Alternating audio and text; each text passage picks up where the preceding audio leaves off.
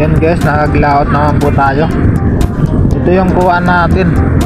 May galunggong at may tulingan. Pero yung lamang puro mga matambaka andun sa baba. Ayun o. Partihan niya namin mamaya. At yung iba andun na sa service, andun na sa unan. Ano? Yun. Hindi na masyado makita kasi malayo na. Yan guys, malapit na sa tungguan para maka ayos na ng lambat at makauwi na din.